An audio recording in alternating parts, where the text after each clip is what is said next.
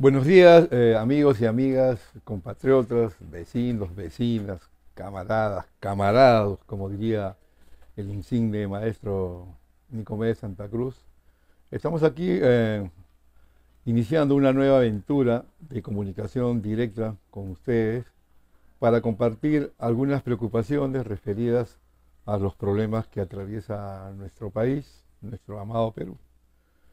Como ustedes saben, estamos viviendo una crisis muy profunda que ha polarizado social y políticamente a nuestra patria, a nuestra sociedad. Eh, Hemos sido testigos que después del golpe de Estado parlamentario hecho contra el presidente Castillo el pasado 7 de diciembre del año 2022, los pueblos del Perú profundo, sobre todo de las regiones del macro sur andino, decidieron movilizarse en defensa de su voto emitido en las urnas, eligiendo al profesor Castillo como su representante, y al mismo tiempo se movilizaron y se desplazaron a Lima, en la llamada toma de Lima, con la finalidad de no solamente de llamar la atención de su existencia como pueblos ancestrales y originarios de nuestra patria, sino también para defender su voto por el cambio, expresado en las urnas, como hemos dicho ya. Y entonces hemos asistido entre diciembre, enero, febrero y marzo del año en curso a unos 100, un poco más de 100 días de movilizaciones por la capital que marcan un antes y un después de lo que estaba ocurriendo en el Perú. Todos sabemos que el pasado 7 de diciembre,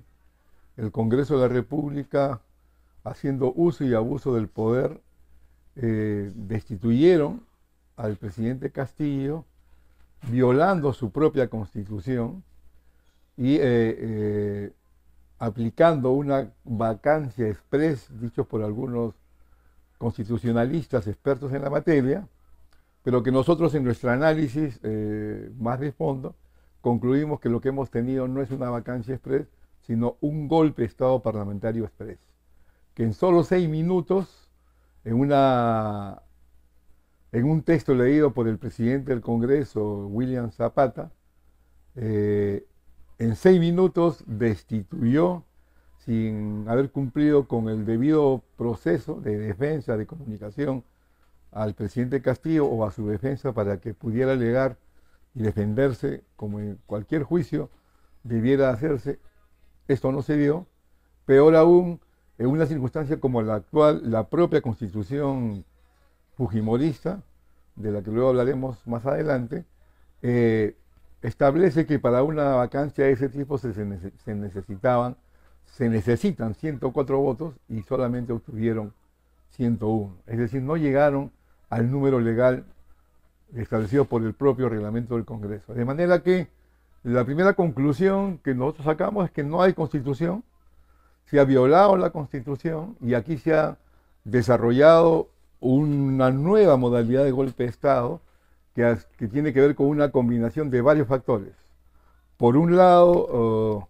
los poderes constituidos, Congreso de la República, Ministerio Público, Sistema de Justicia, se han politizado y han hecho toda una campaña mediática para intentar presentar al profesor Castillo como un personaje parecido o similar a Fujimori, lo cual no es verdad. Y entonces, al no tener las posibilidades de vacarlo de acuerdo a la propia Constitución, han hecho toda una operación de inteligencia combinada en la que los diversos factores de poder se han puesto de acuerdo para acabar no solamente con la presidencia de Castillo, sino hacer un escarmiento a los pueblos del Perú profundo que decidieron darle la espalda a Lima, al centralismo limeño, y votar por un personaje más cercano, más auténtico, social y culturalmente, como fue el voto por Castillo. En realidad lo que tenemos aquí es que los grupos, las oligarquías locales, los poderes económicos se confabularon y tuvieron en los medios de comunicación el aliado permanente para manipular y desinformar y presentar las cosas como si fuera un hecho constitucional y todos sabemos que nada de eso ha ocurrido. Bien, esto es más o menos en líneas generales lo que ha ocurrido. ¿Qué tenemos hoy? ¿Qué es lo que se ha instaurado en el Perú? Una dictadura clásica, una junta militar como las que asolaron en décadas pasadas a nuestro continente, como en Chile, como en Uruguay, o Bolivia, o en el propio Perú en la década del 70 con Morales Bermúdez, o tenemos una junta cívico-militar tipo Fujimori, Montesinos, Hermosa Río. No, acá tenemos un gobierno de excepción que se comporta como una dictadura con connotaciones fascistas y que ante la carencia de una legitimidad se sostiene en el poder de las Fuerzas Armadas y de la Policía Nacional. De ahí que en estos meses que han ocurrido en el verano en el Perú, hemos asistido a una profunda violación de los derechos humanos con el asesinato de casi 80 peruanos y que según los informes de la Comisión Interamericana de Derechos Humanos, de la OEA, organismo al cual el Perú es miembro, informes de Amnistía Internacional, de la Organización de las Naciones Unidas o de organismos como de la sociedad civil como Amnistía Internacional o Human Rights, demuestran cada uno a su manera de que aquí se han producido ejecuciones extrajudiciales y se ha hecho uso desproporcionado de la fuerza, y hemos visto y hemos asistido a asesinatos directos a personas que ni siquiera estaban en la protesta, o aquel joven que se acercó a socorrer a un herido y le metieron un balazo en la cabeza. Entonces, todos esos hechos dan cuenta de una conducta no solamente autoritaria, sino de corte fascista, es decir, hay que aniquilar, hay que eliminar a todo aquel que protesta, y hay que evitarlo a cualquier. Hemos asistido, por ejemplo, a los canales de televisión donde un programa en Huilas, un periodista de dudosa reputación y conocido públicamente, llamaba desde la televisión a meterles un tiro a la cabeza a los protestantes, a los que protestaban. Entonces, ese es el escenario en el que nos encontramos. Los pueblos del sur andino han venido, se han movilizado en las grandes marchas de los conos de la capital, y hemos asistido a que en Lima, si bien no ha habido una respuesta parecida o similar a las regiones, sin embargo hay que decir que sí se ha producido niveles de solidaridad en los conos de la capital, en las llamadas Lima. Los vecinos y vecinas han cobijado a sus hermanos, a sus paisanos que llegaron del Perú profundo, otorgándoles alojamiento, alimentación, en fin. Y ahí también se ha podido constatar una especie de solidaridad silenciosa de gente que, si bien no se ha movilizado, como en épocas anteriores, en otros momentos de la historia de Lima, sin embargo, se han visto reflejados en la movilización, en el paisano, paisana, en la pollera, en los ponchos, en los sombreros que han copado nuestra capital. Y entonces estamos en un momento en el que el gobierno no ha caído, obviamente, todavía no ha caído, pero más tarde o más temprano ese será un hecho que se tendrá que producir en algún momento. Y entonces, después de varios meses de lucha, se ha producido un repliegue para recuperar fuerzas, para producir balances, evaluaciones de este proceso, y se anuncia por los pueblos mismos un regreso a Lima en julio, en el marco de una fecha muy simbólica para la historia de la lucha de nuestro país, como fue el 19 de julio de 1977, el paro que mandó a Morales Bermúdez y a la dictadura militar a sus cuarteles y abrir el proceso de la transición democrática con una asamblea constituyente que se aprobó en 1979. Entonces, hay una historia, hay un relato, hay una narrativa, y entonces, ¿qué va a ocurrir en estos próximos días? Los diversos comités que se han formado, CONUL, CONARREL, autoridades originarias, organizaciones como en las Limas, diversas formas de expresión social, que están en un proceso de evaluación y de ebullición, buscando articularse y juntarse en un proceso para poder juntos lograr un resultado que significaría la caída de la gobernadora usurpadora, al cierre del Congreso y la convocatoria a una constituyente originaria en las próximas semanas, en los próximos meses. Para eso, los pueblos estaban organizando la Convención Nacional de los Pueblos de las Regiones del Perú, evento que está llamado a congregar a las diversas regiones. Según información que tenemos,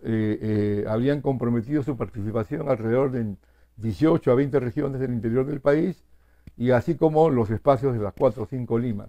De manera que esperamos que esta convención tenga una participación masiva importante, alrededor de 300 o 400 participantes de todo el país, incluido Lima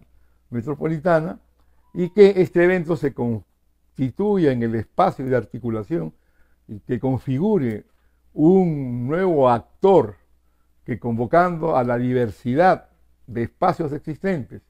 se pueda convertir en el espacio en el que todos nos juntamos, todos se juntan para golpear juntos. Y es importante decir esto porque no se trata